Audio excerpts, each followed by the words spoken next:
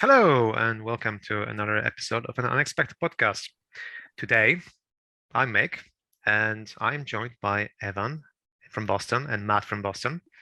We're going to be talking about a more of a unique subject today about going to tournaments where we know that there isn't very much time for games, and how we build lists for that, and how we manage the time. So we'll be touching up on some lists, on some ideas, as well as generally management of time during games, how to play faster, how to ensure that we manage to complete our games on time and hopefully win.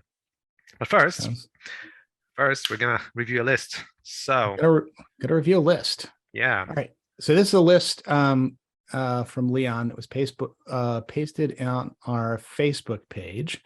And let me get this up on the screen. All right. So he has a 650-point tournament coming up in January. This is a beautiful list that I can't see on the screen right now. Yeah, you're not showing the screen. I'm not showing the screen. Hang on. Let me push this button. Yay. Now can you see it? Not yet. All right. Wait. Yes. Okay. All right. There we go. So what he's saying now is there's a 650-point tournament coming up in January. Could you give me feedback on the list I'm thinking of bringing? We're going to try and do that. Yes, we can. Just in time. Because I think we're going to try and have this episode come out as a present on Christmas Day. So Merry Christmas, Leon, assuming you celebrate Christmas. If you don't celebrate Christmas, then sorry. Can I just say, consider this to be your secret Santa. That's right.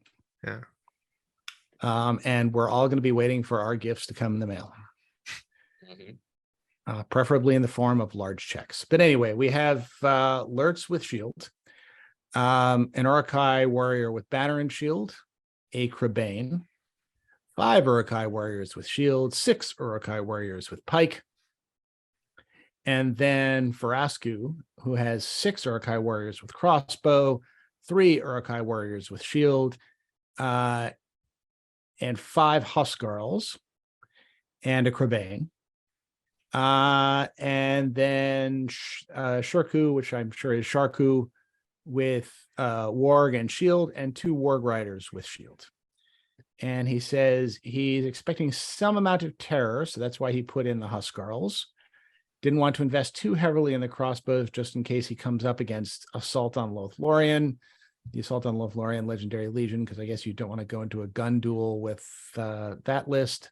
It should be a 3-round tournament with a veto system, with the pool being rolled. And he has 34 models, 12 might, 6 crossbows, plus Lurtz's bow and Verasku's crossbow. Thoughts from the floor? Well, I guess to start it off, it feels, I'd say for 650, and with the heroes he has here, in my mind, it feels a little small.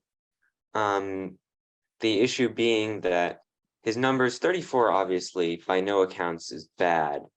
But with the heroes he has, he doesn't really have a big hitter, which is obviously quite common in Isengard. It's hard to get a really strong model in there. The closest he's got is Lurtz, who's all right, but is stuck on foot with no +1 to wound or anything like that. Gorolf is good. Verasku's pretty good. The sort of weak link I see here in my mind is Sharku. I honestly don't value him very much as a model. He's never really done well for me. I mean, he's basically an orc captain with a fun special rule, but he doesn't seem to really contribute much to this list. So if I were to use a list like this, I think what I would do is drop Sharku, fill out Lurtz, Verasku, and Gorolf's warbands with as many guys as I can get a hold of. And then I would personally, because clearly he wants the anti-terror. So what I would do is I would drop the Huskarls because they're supposed to be spear supporting anyways. So they're not going to help much.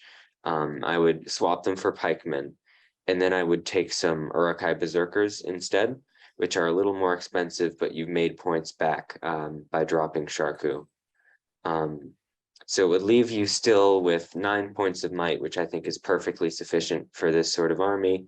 And I'd assume you'd probably be able to get like 3 or 4 more models and some berserkers in there as well. So that's personally what I would do. What are you guys' thoughts? So I tend to agree with pretty much everything you said.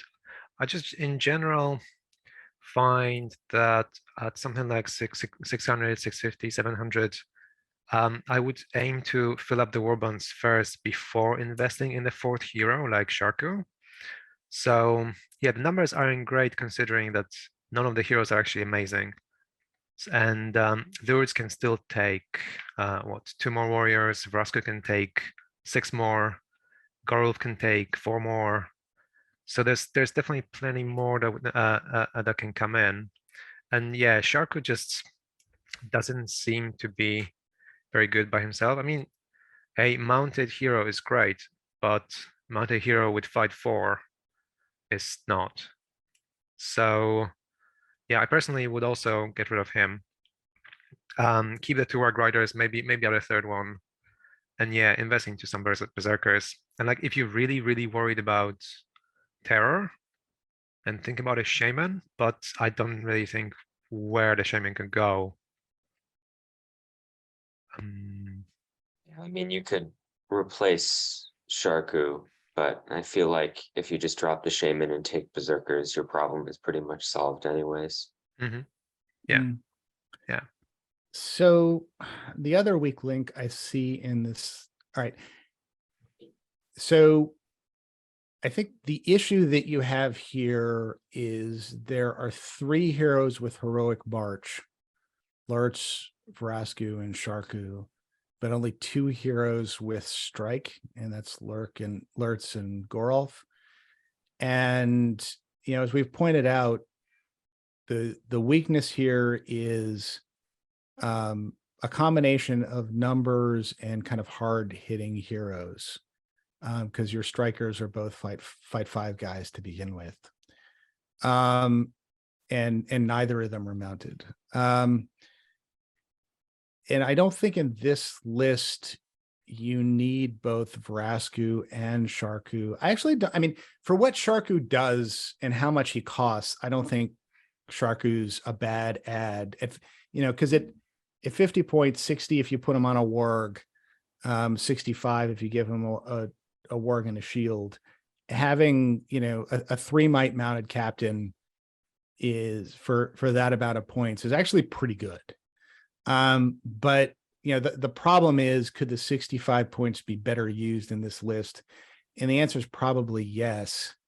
You know, what I'm wondering is whether you get rid of both Vrasku and Sharku and turn it into Thryden Wolfsbane and then a bunch of additional warriors.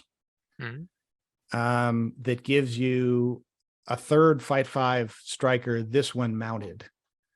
I mean, what that does is it allows you to, I mean, what it does mean that Lurtz is going to be the only march in the list. But I think if you have 2 other fight 5 strikers, you can afford to use Lurtz's might to march, if you need to. You know, especially if, you know, you've got Lurtz's special rule involved where, you know, he's not going to have to spend any might in Maelstrom of Battle scenarios to come on.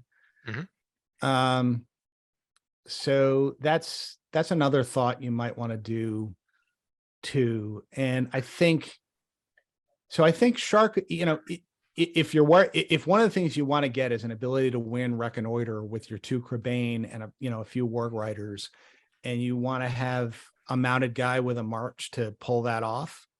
I think Sharku actually has march. Yeah, he does. Well, that's what I'm saying. He does? You keep Sharku. And you can get rid of Vrasku instead. Well, thing is, yes, that is true. However, he pointed out it's a veto system. So if I saw this list and I thought, okay, well, he's gonna run off, I would probably just veto the recon. Yeah, I mean, you might. Because it's almost like it's going too extreme in one way. Yeah, I mean, maybe so. But I mean, this is also a way that this list can effectively cope with objective scenarios, is Sure. to be able to march and have mobility. So, I mean, all I'm saying is I agree with everybody that something has to go here to get you some more figures.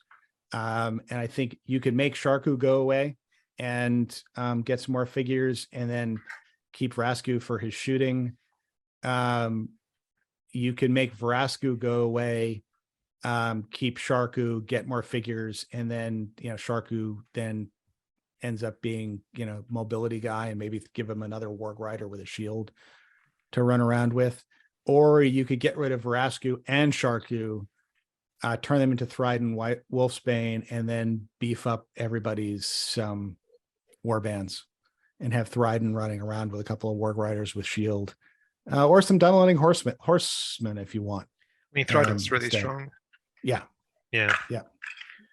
I think you go either of those ways. I mean, and this is just preference. I'm not a big fan of Vrasku because I don't think his. So I've talked about this before, but it's been a while, so I'll just repeat it. Those of you who have heard it before, feel free to tune out. But there's something I call the Vrasku trap, which is everybody says, well, he shoots twice with his crossbow and he's got a bunch of might, so I'm going to keep him back and I'm going to shoot with him. But then he's not doing anything else with his 3 points of might to help your army. He's not close enough to the front line to call heroic moves. And he's not, kind of moving with your mobile stuff in order to call heroic marches. So you end up with him not contributing much to the game except for a couple of shots. That's, I don't think that's really the way to go with him. So if I was going to get rid of a guy, get rid of Vrasku. I can understand the argument for getting rid of Sharku instead. But I consider getting rid of one or the other, if not both. So I generally think with Vrasku, what you described is right. However, that's kind of a mistake that people just tend to make. I would rather treat him as just another Urkai captain with 3 might who can also shoot, rather than shooter who can also fight. So I would probably tend to play him more offensively, and then whenever possible get a shot or two off. But yeah, it's just one of those things where if you're gonna do that though, do that. Yeah, if you're gonna do that though, take Ugluk, because Ugluk gets strike. Yes, but you may want to shoot sometimes. I mean, you may want to shoot sometimes, but the odds are if you're putting Vrasku up near the front lines to keep stuff moving, call heroic moves, you're not going to get chances to shoot. He's going to have to that's true. Wade into the fight. Get Ugluk. That's true. I mean, I don't really hate either choice. I think both are fine. But yeah, it just sort of depends on how you want to play him, because I guess he gives you more versatility in a sense. Yeah. Just make sure you don't trap yourself into the situation where he's just sitting back and not doing anything. Right. So, all right. Cool. Well, good luck. Any other thoughts? Good luck. Let us know how it went.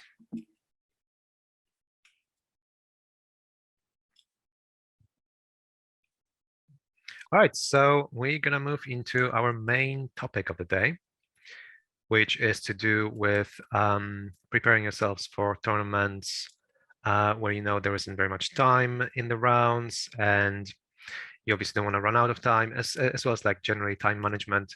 So Matt, why don't you start us off with some thoughts? Because I believe you prepared some army lists and generally want to talk about the Dragon Emperor's Legion. Well, I didn't prepare an army list, but I did. So just to give you a sense of where this comes from, I've been having a conversation with Feder Khan. And by the way, if I've mispronounced that, please accept my apologies and let me know how I should be pronouncing it. But we've been having a Facebook message conversation and, about using the Easterling's Legendary Legion. And he took it to the French Open last weekend, which was a 666 point tournament. Because as we all know, the French Open is filled with Satan worshippers. Evil. Yeah. One army. 7 games, but each game was 90 minutes. 7 games. Wow. Yeah. So 7 90-minute games over the course of 2 days. And what he said he found was he had trouble playing the Easterlings Legendary Legion and getting to a win within 90 minutes. And he kept on feeling that if he played for another 2 or 3 turns, he could win. But there were at least 2 games where he basically lost because of timing. So I thought this is a decent topic of conversation, because there are tournaments in which the rounds are quick. They tend to be tournaments on the smaller end, but 90 minutes is a small amount of time, even if you have an army list in the 600-point regions. And there are a bunch of different ways to talking about this. And I'll kind of discuss this. I'm going to discuss this, at least for part of this, from the perspective of talking about the Easterlings Legendary Legion. But I thought we could just kind of go back and forth and bat different strategies, both in army building and play style, that can be used to try and kind of get the most out of that, out of those short time blocks. So Evan, why don't we? I've talked for a while. Why don't you take the ball and start this off? All right, so I'll start with before the tournament. So let's talk about a bit about army building and how, if you were going to a tournament like this, how you may want to lean your armies towards. So the first thing you can try to do in these very short games is to start off with a winning advantage. And one big way to do that is to take a horde army, because when you take an army with 50, 60 models, it's going to be incredibly hard for you to break in the time limit that's given. So you're often not going to lose a lot of points. And it means that you'll have a lot of models, which allows you to capture a lot of objectives and put a lot of models on the objectives. And because you have such a low time limit, your opponent will struggle to dislodge them in that amount of time. We actually saw that many, many years ago at the first Articon, I believe, which was 600 points, and the games were also 90 minutes. So people would take hordes, throw them on objectives, and win in that way. So that's a super good way to do that. Another way to make your games go faster is to take an army with a lot of maneuverability and or a lot of hitting power. I'm talking something like Rohan, Rivendell Knights, maybe even something like a hero heavy or an all hero list. Something like that, which their games will finish very quickly anyways, and they can get stuck in and do a lot of damage in a very rapid amount of time. So for example, in Rohan, if you were playing something like Reconnoiter or what's the one, not Command the Battlefield, but the one with the 3 objectives in the center and you deploy on the corners.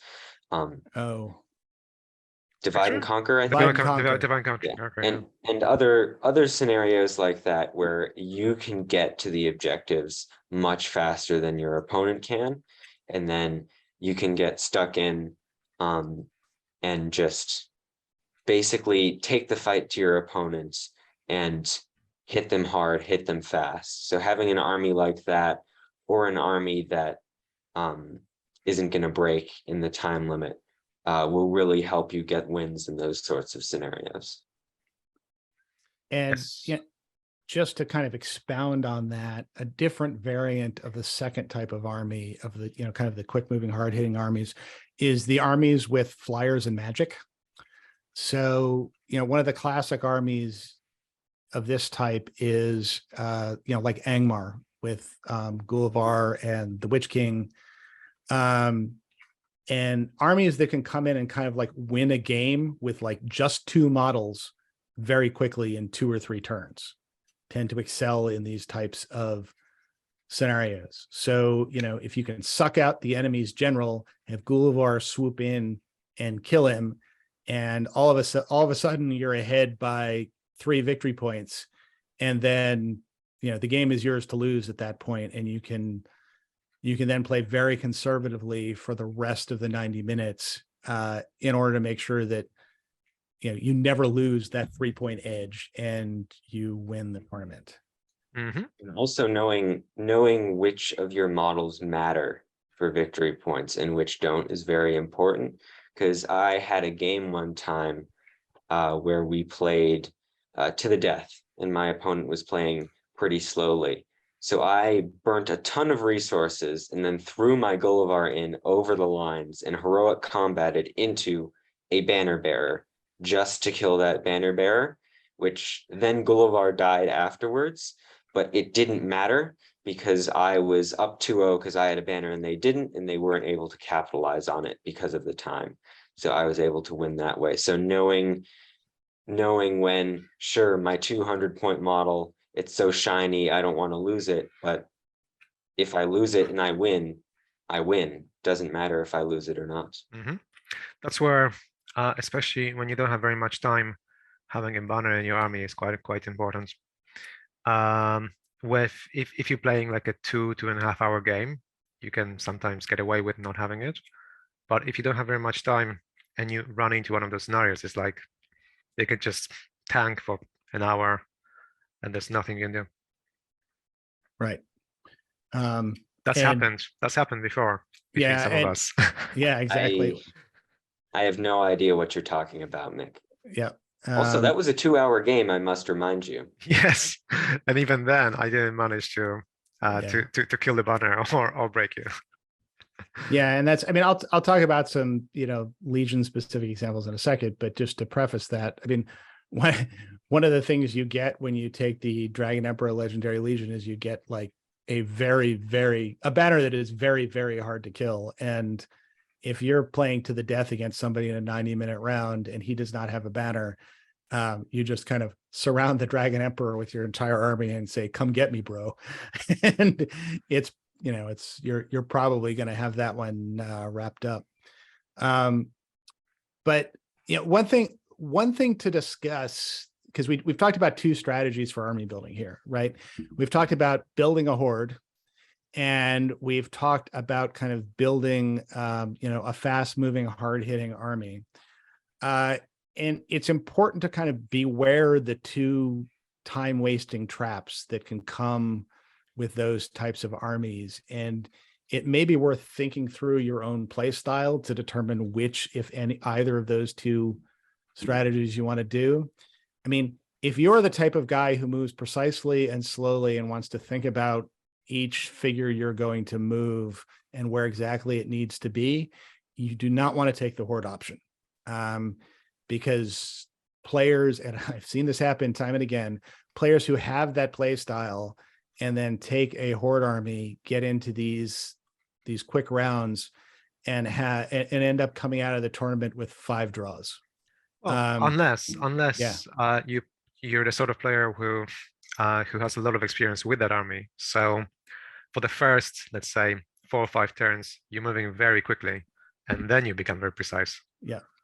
Or you just don't care, right? And Yeah. that's one of the strengths of the horde army is individual mistakes don't matter all that much. Mm-hmm. So you can continue to play, you can continue to move quickly up through the entire game, because you've got a bunch of goblins and you pretty much know what your tactics are going to be. Run goblins into people, hope that you roll the 6 and he doesn't, and then kill them.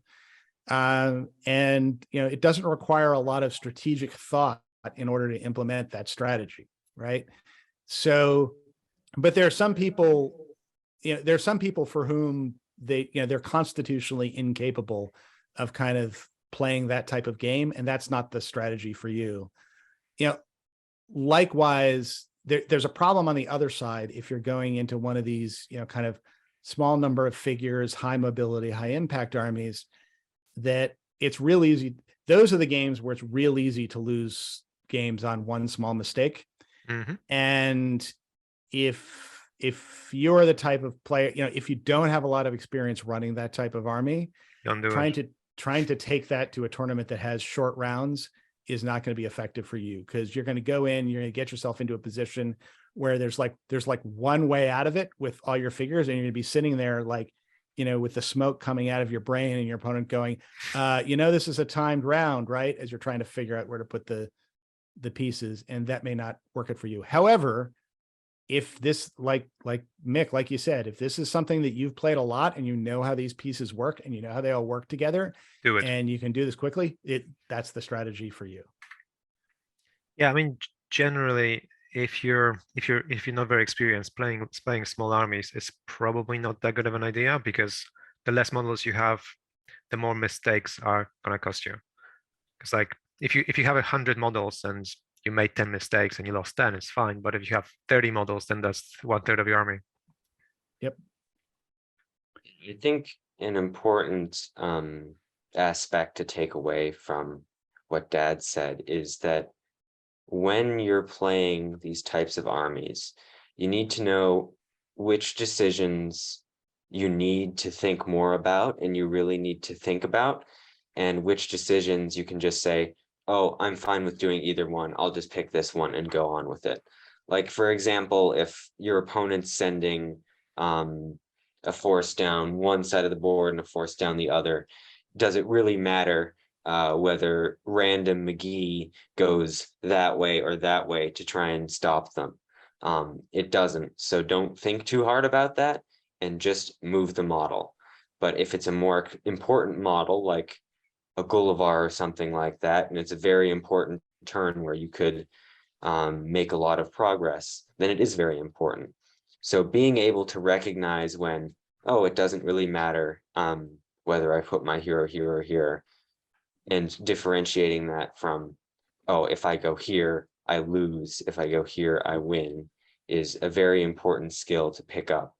And unfortunately, that's something that often just comes down to practice and being able to recognize these patterns within the game. But just think whenever you're working to make a decision with a particular model, is this decision important, or is getting through this in a reasonable amount of time more important to me?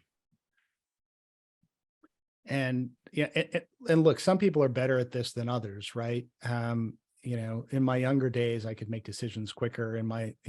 As I approach my dotage, I'm making decisions slower, and and you know, I have to adopt strategies that will, you know, not help me make decisions quicker, but to the best extent I can kind of avoid decisions, right? So here's the essence of the problem, because this is a topic that's come up on a lot of podcasts, and the answers you get from competitive players on a lot of podcasts are, "We'll just move quicker," right? Which makes me think. So Evan will recognize this. Our karate instructor likes to tell a story of Bruce Lee when once asked by somebody, "How do I move as fast as you do, Bruce?" And he gave the answer, "Move faster." Which is great advice if you're Bruce Lee. But, you know, if you're not Bruce Lee and you're not capable of moving faster, it's not particularly good advice. So yeah, the advice I'm going to give in a second is advice that's more tempered for us folks who are not going to be moving at Bruce Lee speeds and can't just make all the right decisions instantly without any thought process involved. Because the way we've discussed this, as you'll see, and one of the things what slows you down in games is making decisions. So there's two ways. Don't make any. Well, so that's the second strategy, right? I mean, the first strategy is make decisions quicker, as we've just discussed, and be able to decide, you know, which decisions matter and which decisions don't, and don't spend time on the decisions that don't matter. The other thing is to not make any. And so this is, you know, so this is the strategy that you have to adopt if you're going to take something like the Easterlings Legendary Legion, right? So the Easterlings Legendary Legion is an army that falls into neither of the two paradigms that we've discussed. It doesn't have enough figures in it to be a horde, and it doesn't have kind of enough mobility amongst its heroes to be a swing in and, you know, destroy the critical captain, and then, or I'm sorry, the critical leader, and then, you know, swing out having gotten those points. It doesn't have any way. Well, it usually doesn't have a way to do either of those two. If you have an army like this, you need to think about strategies to basically eliminate decision points. And I'll just go through a couple of strategies with the Easterlings Legendary Legion. I mean, one is kind of a no-brainer, and that's taking the drum. And the drum allows you to move quicker. It means your whole army moves between 3 inches and 5 inches quicker. And this means everybody in the game has less opportunity to slow things down with more decisions, because there are fewer turns between the time that you start the game and the time that you're engaged, and the stuff you have is going to kill stuff. So, that's a no-brainer, and most people probably will put that together. Take the drum. If you're not taking the Easterlings, you can take, either an orc drummer or something like that, or guys with marches, and just know off the top of the bat, at the beginning of the game, I'm just going to be calling marches, right? Doesn't really matter what's going on for the first 2 turns of the game until we engage. I mean, unless we're playing a scenario where we're starting in each other's phases, that it doesn't matter. I'm going to be calling marches, and just know that's your strategy. The other thing that helps with armies like this are formations. And by formations, I don't necessarily mean, this is the tip, this is the type of formation you can use to fight this army. Come up with a way to do your deployment that at 80% of the time is going to be the right answer for your army. And the Easterlings Legendary Legion is one that's very amenable to this, because when I play it, in about 90% of my games, I deploy the exact same way. I have my phalanx deployed in the center. I have it 3 ranks deep. I have a slot in the middle where Rutabi is sitting a little further back from the center so she can't get sucked out on her own and killed, with Borgir sitting right behind her. And then I have the Dragon Emperor sitting behind, and then a gaggle of, my archers and cataphracts kind of sitting behind all of that, behind the phalanx. And I set this up every time. I don't have to think about it, because remember, the decisions you're taking before the game start count towards the time, right? So if you're sitting there and you spend 15 minutes trying to deploy your army, that's 15 minutes less playtime you've got. And that's probably a turn that you've just wasted right there. So if you can come up with a formation and a way to deploy your army without thinking, you just do it, you're giving yourself an extra turn. And the other thing formations do is formations allow you just to move right off the bat, right? And once I've set this up, I know what it's going to do is it's going to go forward to a specific point, and it's going to come in contact with the enemy, and it's going to try and kill it. And I don't have to think particularly hard about that. And that saves me time. So that's the second strategy is formation. And then the last strategy, and I'll throw this back to the floor, that I want to talk about is, well, this isn't really a strategy, but this is advice on how to implement strategies. Don't change them, right? Come up with a plan and stick with that plan, because every time you kind of change your plan, you're putting delay in, because you're having to shift figures around to where they weren't. You're having to shift your point of attack from the left to the right. So that means you got to move guys over. That's going to cost you a turn or two. And maybe you're better off, even though attacking on the left in retrospect wasn't the best idea, maybe you're better off just sticking with that idea and sticking with that plan, because that's a chance to work in time. Anyway, I've been talking for a while. Somebody else talk. I mean, I tend to agree with pretty much everything you said. The thing with the strategy implementation, like, you should first of all know how you want to play the game before you even deploy. So understand the scenarios, figure out exactly what it is in each scenario that you need to do, and then figure out how you're going to win the scenario before the game begins against a given opponent. So, I mean, it may sound obvious, but a lot of the time I see people just deploying, and then sometimes their deployment doesn't really make that much sense in the greater scheme of things. And if you already deployed and you already have your strategy, you already have all of your ideas on what's going to happen, first of all, you can move much faster. And I sometimes find if my opponent's moving really fast, it's like, okay, these guys know what they're doing, so they're probably someone who I almost have to like respect more as a player, as in I don't necessarily have like like all of my mistakes are going to be more costly against this player. And so it's a bit like one of those sort of confidence situations where if someone's like really confidently moving with their army, then even if it's bad moves, it almost like puts a bit of a fear in you that actually, yeah, they may be bad moves, but actually there is something that I just don't know about and I'm not expecting something. So I'm rather afraid.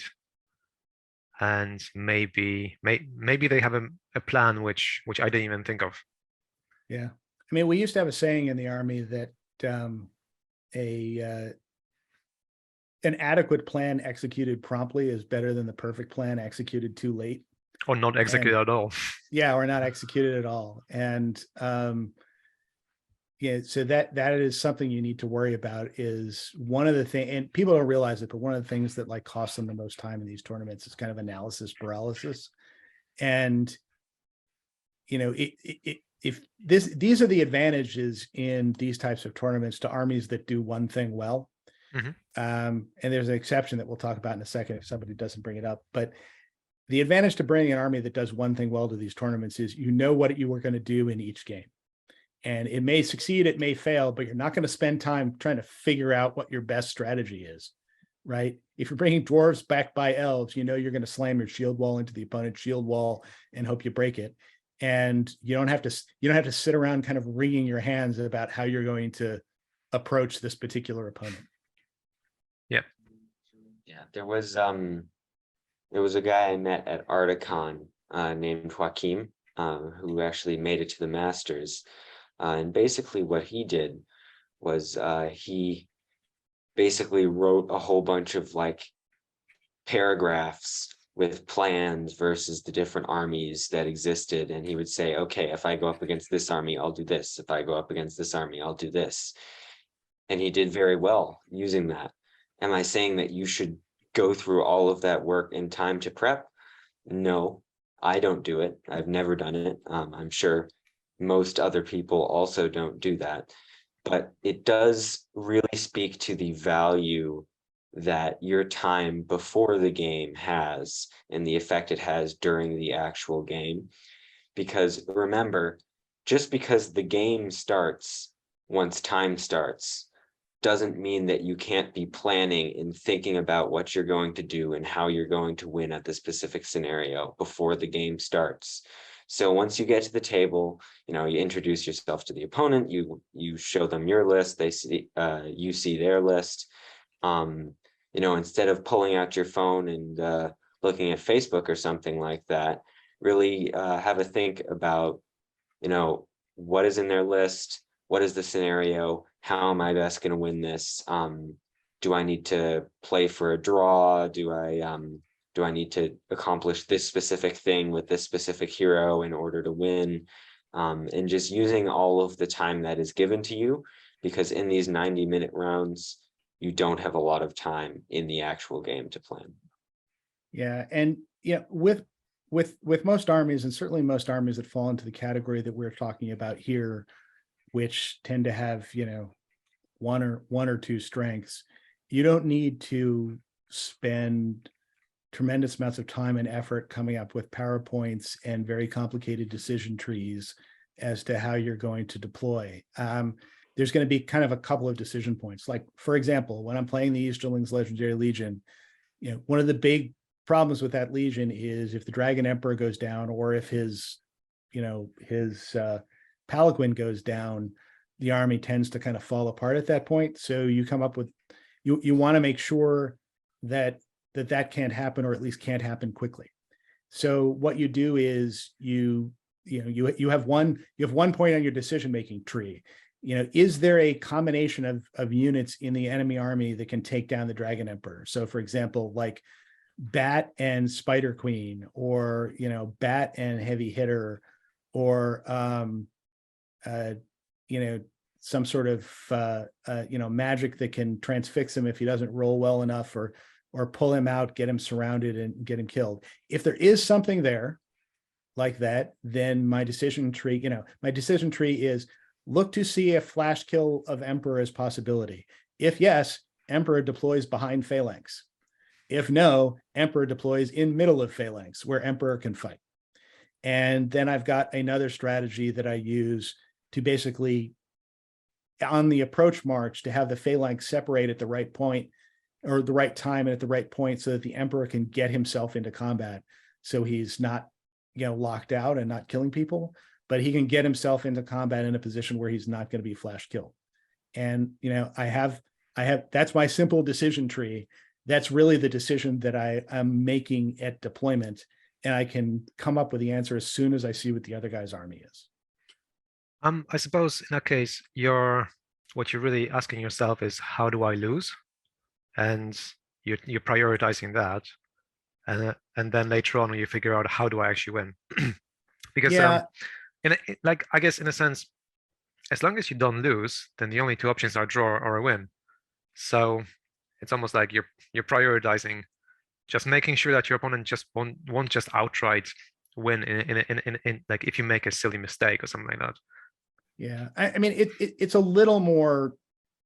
Yeah, the question of how do I lose is a little more complicated than that, because there are other ways I can lose besides having the Dragon Emperor killed. But Sure. if I'm playing an objective game and I'm not around enough objectives, I'm still going to lose. If I'm playing Reconnoiter and somebody manages to sneak a few things out and manages to tie up the rest of my fast moving stuff, I can still lose. But one way I know I will lose is if the Dragon Emperor goes down quickly.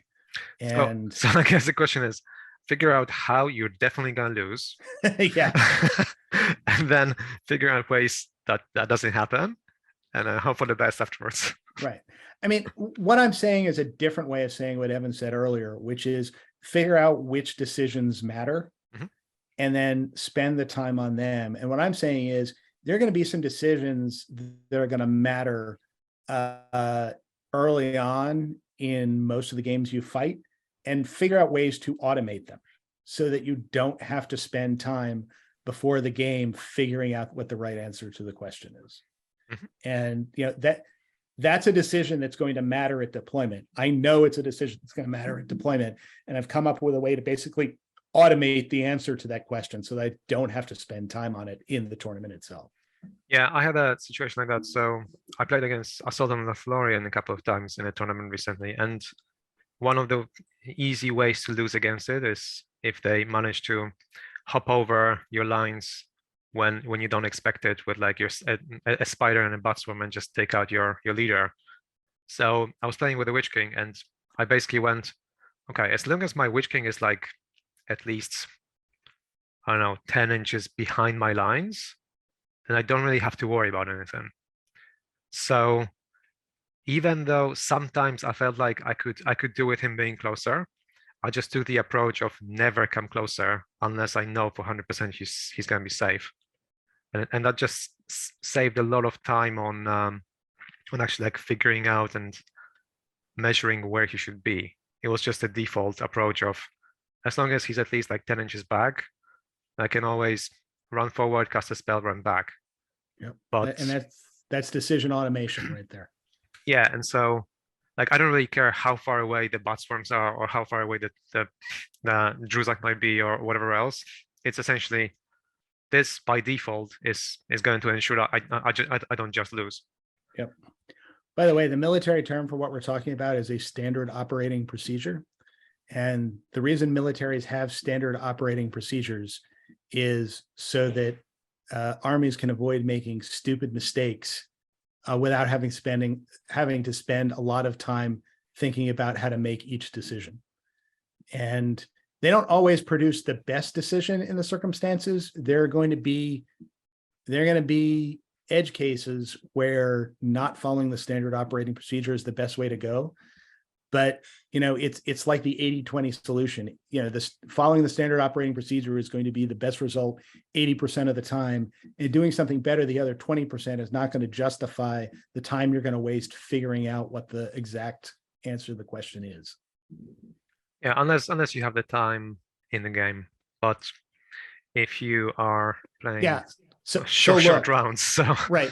Look, if you're the Easterlings Legendary Legion and you're playing a short round and you're playing to the death and you look across the table and your opponent does not have a banner, take as much time as you want figuring out the exact right deployment. Yeah, and I Not a want to problem. segue a little bit into stuff that I've talked about a little bit before, and what Dad was just mentioning now, which is we've talked a whole lot about playing faster and being able to make those decisions faster, but the best way to win in these low time situations is to not have to play faster, and that would be getting yourself into an early winning position.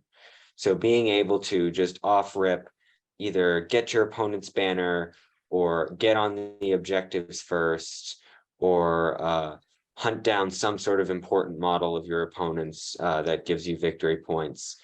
Even the smallest of victory point leads will give you so much more breathing room with time, and it basically forces your opponent into that uncomfortable position you were in. So an example of this is, let's say you were taking an elf list and it's domination, and you're up against something like, let's say orcs. So you may be tempted to try and thin out their numbers, maybe use your shooting. So you deploy maybe 12 inches back and you get some shooting done. The issue with that, especially in a low time game, is then you are on the back foot. And now you have to be able to time everything perfectly to be able to get all your models on the objectives and take them from the orcs. When instead you could have just said, all right, I've got this useful tool in shooting, but this game, what I really need to do is get myself into a winning position as quickly as possible and go for the objectives. So instead, almost counterintuitively, you put your army right up front, contesting the objectives, and you fight over the objectives and use strategy to be able to try and take those objectives. And once you do, you're in the winning position, and it's all down to your opponent to try and wrest you off of those, which makes things massively more difficult for them and much, much easier for you.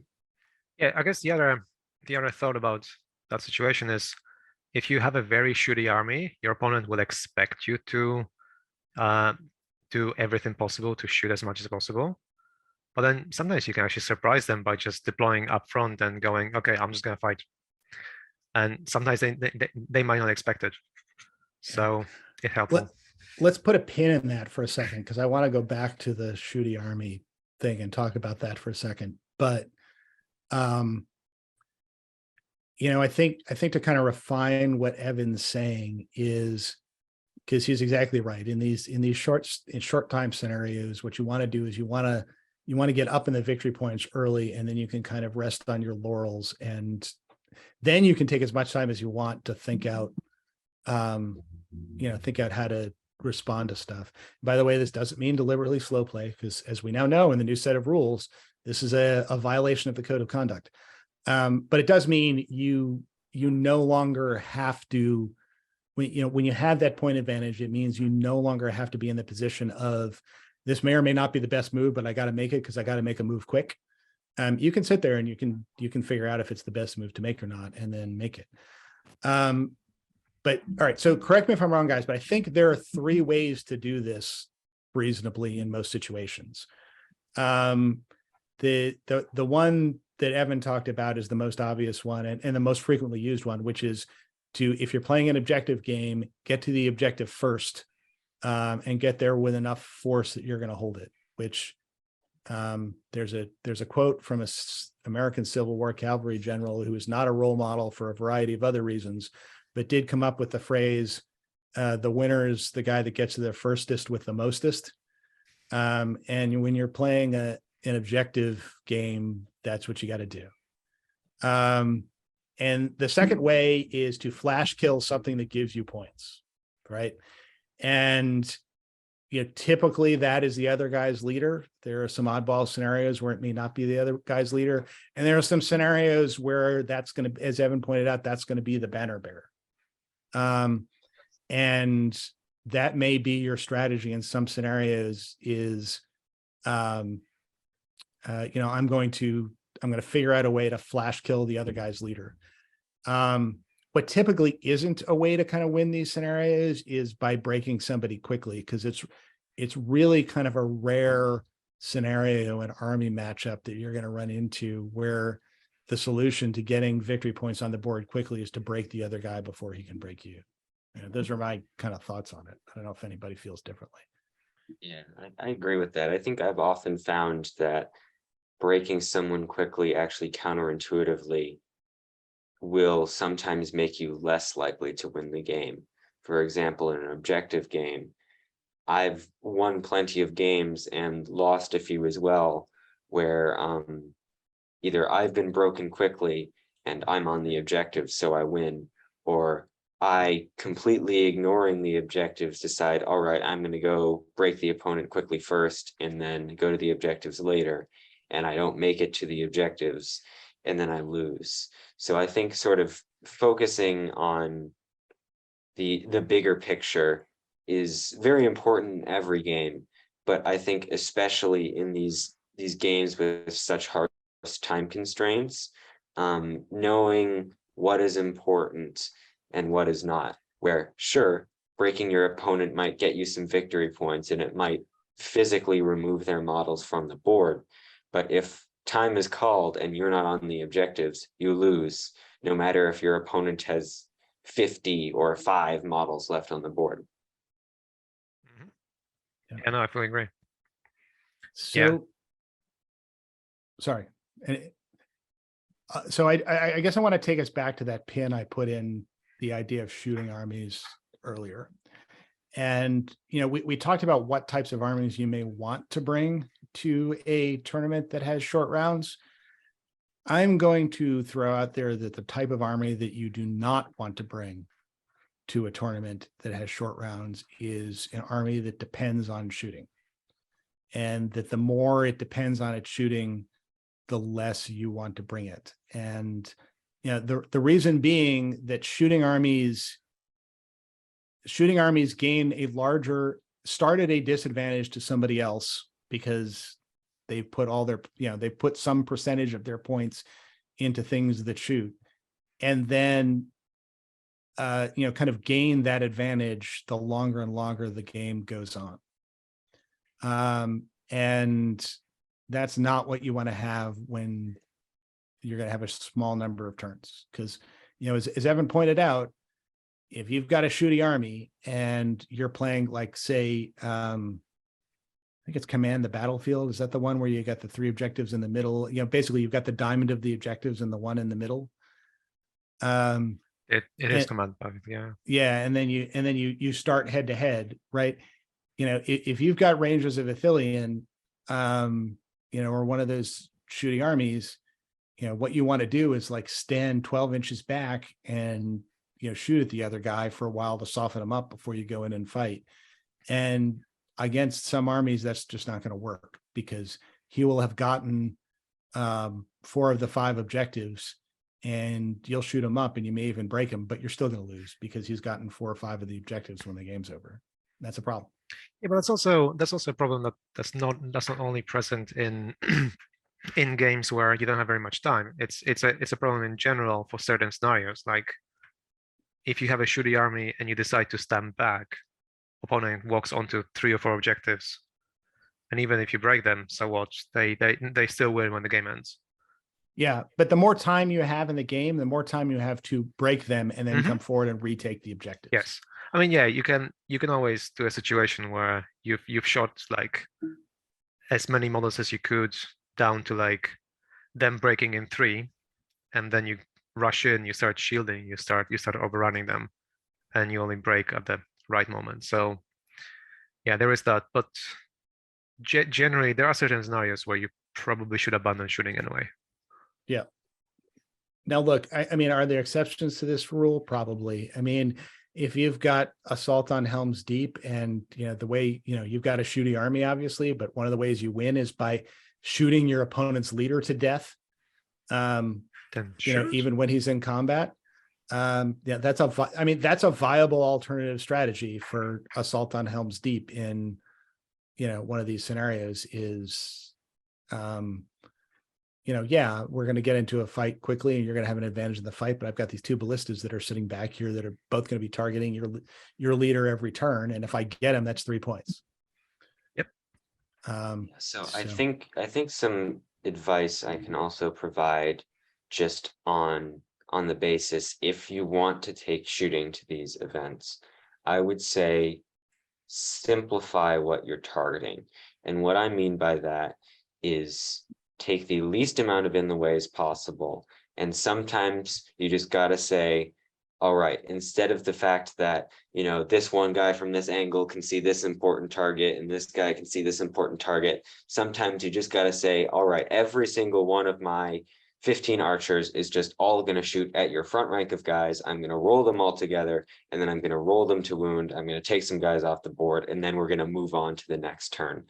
And it also means don't argue with your opponent that much about in the ways, because in the ways are very finicky. Everyone's looking at something from a different angle, so they see things differently.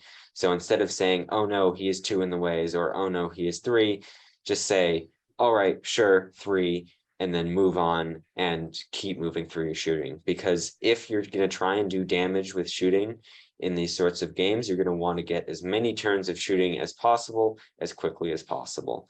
So minimizing the time it takes to go through your shooting phase is very important.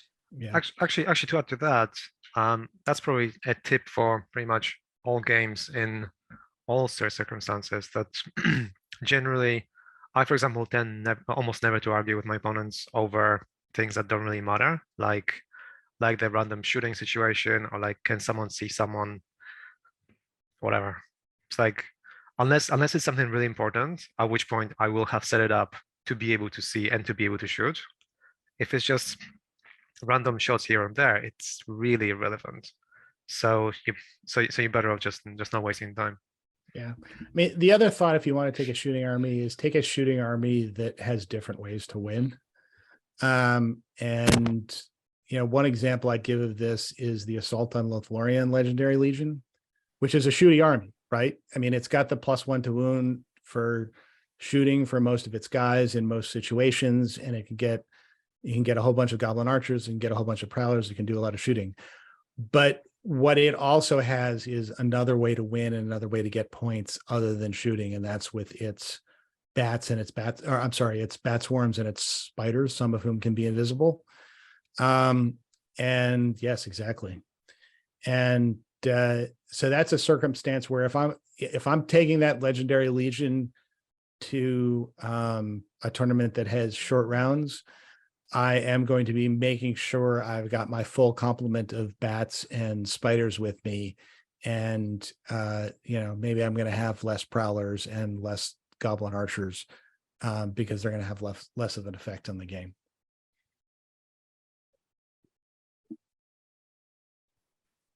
Yeah, I think these are all good tips. Yeah, but generally also always be aware of the clock, always be aware of how much time you're taking to deploy. And yeah, I think the most important thing is just know how your army operates and prepare yourself. Yeah. I mean, the key takeaway here is what takes up the time during games is thinking. So the less thinking, don't think. Well, at least don't think during the game, right? Yeah. And we've discussed a number of different ways to do that. One is to understand which decisions are worth thinking about and which are not, and only think about the ones that are worth thinking about.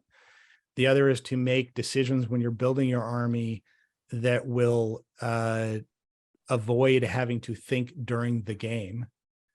And then the third is to think through the important decisions are going to come up before the game, so that you don't have to come up with the answer on the fly during the game. And I think those are all strategies to kind of decrease the amount of time you're going to take thinking. Yeah, it's almost like automation. Like it's exactly like automation. Yeah, I guess if you've played enough games with your army, you just go, okay, well, these guys, they're going to do this, and they always do this. these guys are going to do something else. They always do this other thing. So unless a situation presents itself where it might be a good idea to change your strategy, just keep going. Yeah, just one more thing to add on to the list building aspect of this. In the same way that taking hordes and fast armies will increase the speed of your games, some aspects will decrease the speed of your games. The biggest example of this, I think, is terror. Taking a terror-causing army, a heavy terror-causing army in these short time constraints will drastically slow down how fast your games go, because your opponent will be rolling 2 dice every time, making their courage tests, and everybody's move phases will be just at double the length. Just like those black Numenorians there that Mick is showing us. I'm sure all of our audio listeners are appreciating this a lot. Yes, so terror will drastically increase your move phases, which will cause less move phases, which will mean that your game is less likely to finish. So keep that in mind. Yeah, this is also, by the way, a problem. A problem on the other side. If you have a horde army that has no answer to terror, and you run into somebody who has a terror wall, it's gonna take a long time to play that game. Because there's a lot of terror tests that will be made and a lot of terror tests that will be failed. So, something to think through is, if I've got a horde army, make sure I've got some way to deal with terror. I mean, it could actually work another way, in a sense that if you are the one playing with the terror army, if you have ways to win and just put yourself in an early advantage, then all the terror is just going to slow your army from dying quickly. Yeah. So if it was a banner versus no banner to the death situation, I have terror and my opponent doesn't. It's just there's going to be less turns because and there's going to be less combats in general, which is to my advantage because my army won't die as quickly. Yeah, I mean, that's one of the reasons why Angmar is such an effective army in these quick play tournaments, is because they can go in, they can kill something quickly, get the points that they need, and then kind of retreat back behind their wall of -1 terror and just last out the rest of the game. I mean, they're generally very good in so many ways. Yeah, it's important to know whether you have a proactive terror army or sort of a reactive terror army, or one that doesn't really have the resources to be able to go aggressive. So something like Angmar, or maybe Mordor with the Fellbeast in there, or a Spider Queen or something. Those sorts of armies that can do those assassination runs, that have a lot of pieces that can move very quickly and take objectives. Those are going to be a lot more effective than something like Army of the Dead, which doesn't really have any way to assassinate important characters, doesn't have a lot of models, so it's hard for them to take objectives. And coupling that with the fact that terror will make games last significantly longer, something like Army of the Dead may not be the best choice at a low time constraint tournament. Yeah, I mean, there are other variants of this too. Like, I mean, the ability of your army to move is also important. So, hobbits are a horde army, but they're not the horde army you want to take to a tournament with 90-minute rounds, right? Because they move 2/3 the speed of everybody else's army. And you probably want to think a bit before taking dwarves, particularly dwarves of the type that don't come with guys riding goats, that are just going to be waddling around, because there are going to be a bunch of scenarios where in those short rounds, they're going to be at a significant disadvantage because they just won't get there. And if you are going to take dwarves to those tournaments and quick tournaments, make sure you have somebody that can march, because you'll need it. I suppose the other thought could be, if you're playing a shorter game, it's almost like there's more emphasis on heroes that are better and do more versus having more smaller heroes. So for example, someone like a Boromir is better in a shorter game than multiple captains who normally in a longer game situation, their might points and the resources could be spread across the board and actually allow you to overcome your opponent. But in a shorter game, You just need to pinpoint certain situations, do your things quickly, and someone like Boromir or a Shagrat or any other bigger hero allows you to just go kill, kill, kill, find your objective, do something, finish the game. Right. Well, I mean, lists that have lots of, kind of cheaper heroes tend to be better at the attrition, the long-term attrition game, because while the other guy's one big hero is, trying to slough off magic and kill one or two guys a turn, meanwhile, your other three mid-tier heroes are killing, 6 guys a turn. And that's attritional warfare. Attritional warfare takes time. And attritional warfare is not what we're talking about as the way to try and win in these short games, where, what you're actually trying to do is get some amount of victory points as quick as possible. And that's usually it's not by breaking your opponent, it's by killing something that gets you points immediately. Mhm.